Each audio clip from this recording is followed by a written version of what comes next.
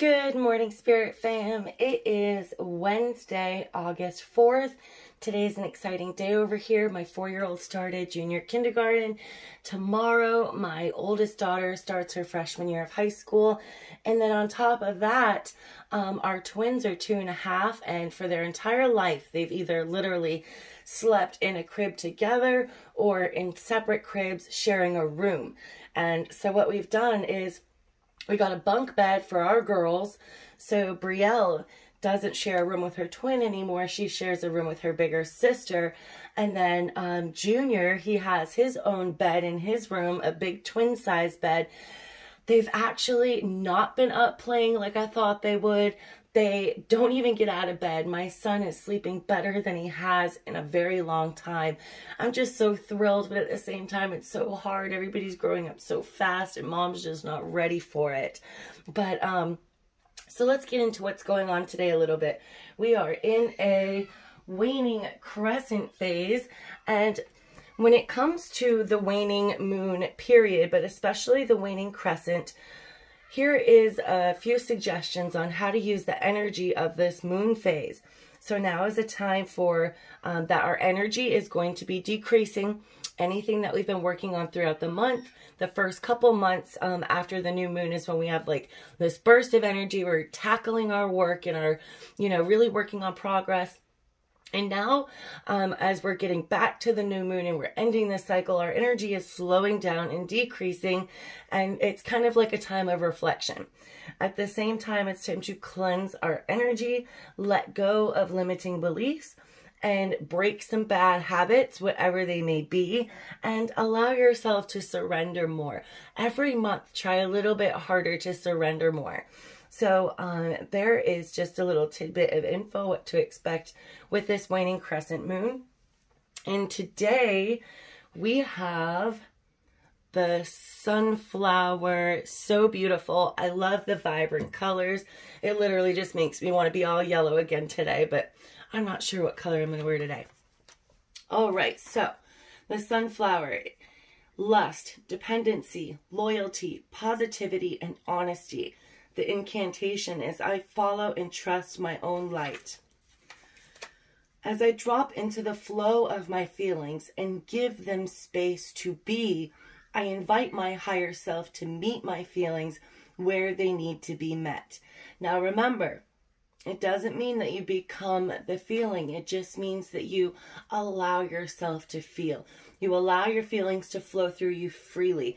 Whether that means you have to ugly cry, whether that means that you have to scream into a pillow, find a punching bag, feel your feelings. Don't become them, but let them flow through you and then let them just come out. When I respond to my feelings with kindness and compassion, I allow more light to enter, and I encourage a stronger sense of self. I am loving, lovable, worthy, and deserving. And guys, be kind to yourself. No different than you would if you were talking to one of your children's, or you're talking to one of your children's. I just say that to one of your friends, or, somebody close to you, even a stranger. Have that same compassion and kindness to yourself. I think I mentioned last week that I was having one of those days where I was just super down on myself. Like, when's the last time you showered? Wow, look at this house, is a mess. And it's really easy once you get into that mindset for it to keep going in that negative mindset. And that's not so much feeling your feelings. That is just being really down on yourself and allowing your ego to just really punish you. And it becomes this string over and over again, but you got to catch it. You got to change your perspective and be kind to yourself and be like, oh, I haven't, maybe had a shower in a few days, but it's not the end of the world. My house is a mess, but I'm going through a lot. And I'm not talking about giving yourself excuses for everything, but we got to let give ourselves the benefit of the doubt and let ourselves off the hook sometimes. It's really important. The more I exercise compassion towards myself, the more securely independent I become. As I learn to meet myself where I need to be met, I become less dependent on outside validation, and that's so true. As I enter relationships with others from a place of love rather than dependency, my worthiness attracts more love. Yes, Spirit is reminding me that it's okay to trust myself. And more now than ever, am I hearing people express to me that they don't feel like they can trust themselves, their own judgment, that they can trust just themselves in general. And we have to be able to trust ourselves. We have to learn. We have to start that relationship with ourselves, with our higher selves, with our emotions, with spirit and the universe, to be able to trust ourselves, because we should be able to look in the mirror and know that that's the person that we can count on first and foremost before everybody. Bliss is created when two or more souls connect through compassion, understanding, and acceptance of who each other are, and work consciously to encourage the other to shine. Now that is a healthy relationship. Commitment to responsible communication encourages connection. Responsible communication, guys. I feel like that should be highlighted. This energy radiates with spellbound pleasure and joy.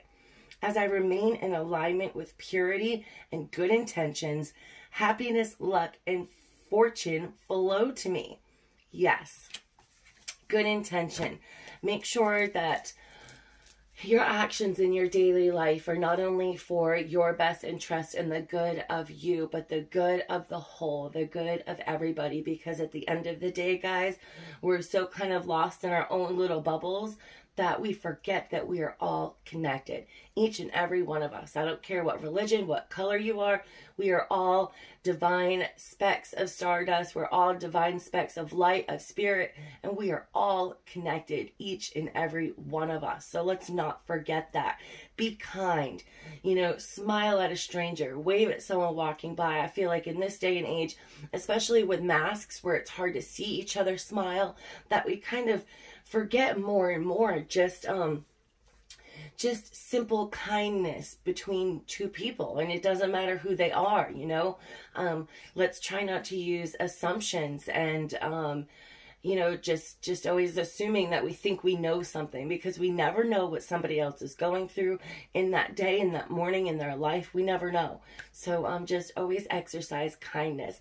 I told my 4-year-old this morning, just be kind and everything else will fall into place. And I truly believe that with all of my heart and soul, guys. Real quick, I'm signed up to get angel messages. Apparently my angel is Jophiel. I cannot pronounce it. I can't pronounce angel names, goddess names, you know it. But my message today, I feel like, is something I should share. It says, timing is everything. Don't rush things along, and also don't let things linger. That's so important. And it's hard to find that balance, isn't it? When we have so many things to do that we're rushing to get everything done, and we feel badly that we can't accomplish everything because, you know, we're just not superhuman. And then at the same time, you know, there's that, I'm at least a procrastinator, where you let things linger, especially the important things. Don't let the important things linger. Make a decision. So let's find that happy medium. It says, stay in alignment with the present moment. Yes, not yesterday, not tomorrow. You know, it's okay to plan ahead and it's okay to reflect back. But at the end of the day, we have to find our energy here and stay grounded in the present. Today is best to do what you can do, and then release the timing to the divine flow. Release the timing. Everything happens for a reason. You know that saying, the stars have aligned, meaning that, you know, everything, the timing had to be right for something to happen in the way that it did. And timing is everything, but it's not up to us. We don't get to decide that timing and how that works. So we have to trust in divine timing. It says, ask the angels for help in knowing what to do and when to do it. Yes, ask your angels and your guides for help and assistance. What is in my best, what's the next step I should take for my highest good is something that you can ask your angels, and then be open to signs. It says you're going to feel better coordinated when we work as a team to get things done, when you work with your angel team. Now remember, your angels are sitting off to the sidelines. They have to wait for you to ask them for help. So be sure you do that, or else, you know, they're just sitting there bored, just kind of waiting. All right, so what else do we have today? Happiness is my birthright. I've seen this card 3 or 4 times, and I've only seen like 3 cards in this whole deck. So this is something that I'm definitely supposed to share everywhere and with everyone. Happiness is your birthright. You know, when we're thinking about, you know, what we want for our children when they grow up, what is one of the first things that come to mind? We want them to be happy. And why wouldn't we want the same thing for us? You know, so right now, I want you to start living a life that is not just authentic. We talk about, you know, your truth and being authentic a lot, but I want you to live a life that you like. I want you to live a life that brings you joy, because happiness is your birthright. Yes, our souls come down here so we can learn lessons, experience, you know, soul growth and evolution, and reach our higher consciousness and follow our north node. But at the end of the day, all that spirit in the universe really wants for us is happiness. Happiness is your birthright. It's yours, it's mine, it's everybody's. So remember that today, okay? Yes, I'm getting big into this. I'm like, be happy. All right, guys, I hope you have a super awesome day. Love, light, and blessings, and I'll be back tomorrow. Bye.